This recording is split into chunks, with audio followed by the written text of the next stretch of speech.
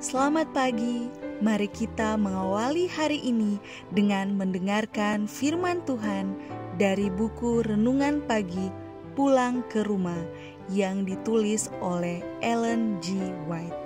Bersama dengan Pendeta Glenn Sakul, Gembala Jemaat Yongkwang, Makassar.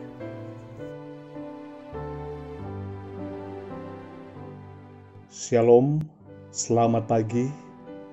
Mari kita berdoa untuk meminta hikmat dari Roh Kudus Tuhan. Ya Allah kami yang di sorga, ketika kami mendengarkan firman-Mu di pagi ini, kiranya Roh Kudus Tuhan memberikan kami hikmat dan kuasa. Di dalam nama Yesus kami berdoa. Amin. Renungan pagi 13 November 2020 dengan judul Tindakan Puncak Penipuan. Ayat inti, sebab Mesias-Mesias palsu dan nabi-nabi palsu akan muncul dan mereka akan mengadakan tanda-tanda yang dahsyat dan mujizat-mujizat, sehingga sekiranya mungkin mereka menyesatkan orang-orang pilihan juga. Matius 24 ayat 24. Keterangan, pemandangan-pemandangan yang menakutkan dari suatu oknum adikodrati akan segera dinyatakan di langit sebagai tanda dari kuasa iblis yang mengadakan pekerjaan-pekerjaan mujizat. Roh-roh iblis akan pergi kepada raja-raja di dunia ini dan ke seluruh dunia untuk mengikat mereka dalam perjuangannya yang terakhir melawan pemerintahan surga. Melalui agen-agen ini, para penguasa dan rakyat sama-sama akan tertipu. Ada orang-orang yang akan bangkit yang berpura-pura sebagai Kristus sendiri dan yang menuntut kepada dirinya kedudukan dan perbaktian yang seharusnya kepada penebus dunia ini. Mereka akan mengadakan mujizat penyembuhan ajaib dan akan mengaku mempunyai wahyu-wahyu dari surga yang bertentangan dengan kesaksian Alkitab. Sebagai puncak tindakannya dalam drama besar penipuan itu, iblis sendiri akan mengambil rupa Kristus. Gereja telah lama mengaku menunggu kedatangan juru selamat sebagai penyempurnaan dan kegenapan harapan-harapannya. Sekarang, penipu besar itu akan menampakkan bahwa Kristus telah datang. Di berbagai bagian dunia, iblis akan menampakkan dirinya di antara manusia sebagai makhluk yang agung dengan terang yang menyilaukan, menyerupai gambaran anak Allah yang diberikan oleh Yohanes di dalam buku Wahyu. Kemudian, yang mengelilinginya tidak tertandingi oleh sesuatu apapun yang pernah dilihat oleh mata yang fana ini. Pekik sorak menggelegar di udara. Kristus telah datang, Kristus telah datang. Orang-orang sujud menyembah di hadapannya, sementara ia mengangkat tangannya dan memberkati mereka, sebagaimana Kristus memberkati murid-muridnya pada waktu ia masih berada di dunia ini.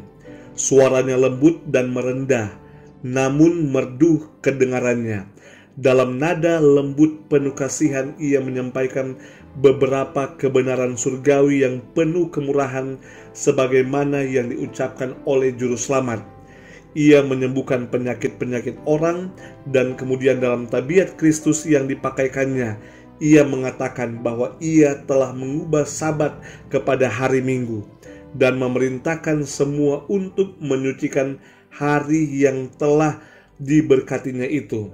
Ia menyatakan bahwa mereka yang bersikeras menyucikan hari ketujuh, menghujat namanya, oleh menolak mendengarkan malaikat-malaikatnya yang dikirimkan kepada mereka dengan terang dan kebenaran. Seperti orang-orang Samaria yang telah ditipu oleh Simon Magus, orang banyak itu, dari yang paling kecil sampai yang paling besar, menaruh perhatian kepada sihir, lalu berkata, orang ini adalah kuasa dari Allah. Kisah 8 ayat 10, Alfa dan Omega jilid 8 halaman 657-658. Saudaraku yang kekasih, puncak dari penipuan yang iblis buat kepada dunia, ia datang menyerupai Allah. Ia memberkati pengikut-pengikutnya dan mengadakan tanda-tanda mujizat yang besar, sama seperti yang Yesus pernah buat ketika Yesus datang ke dunia ini. Dan hal ini akan membuat banyak orang tertipu dengan penampilan iblis yang menyerupai Kristus. Tipuan ini adalah benar karena ia mengatakan bahwa Sabat telah diubah kepada Minggu. Mari kita membuka mata kita untuk melihat kebenaran firman Tuhan. Mari kita berdoa. Ya Tuhan di sorga, terima kasih untuk kebenaran firman-Mu yang telah mengajak dan memanggil kami untuk waspada dengan tipu muslihat iblis yang terakhir yang menuju pada puncaknya. Kami menyerahkan hidup kami hari ini ke dalam tangan Tuhan. Marilah Tuhan memelihara kami sepanjang hari ini ketika kami bekerja, melakukan urusan, melakukan perjalanan. Kasih Tuhan memelihara kami dan mengaruniakan kami kekuatan serta kesehatan. Ke dalam tangan Tuhan kami menyerahkan hidup ini. Di dalam nama Yesus kami telah berdoa. Amin.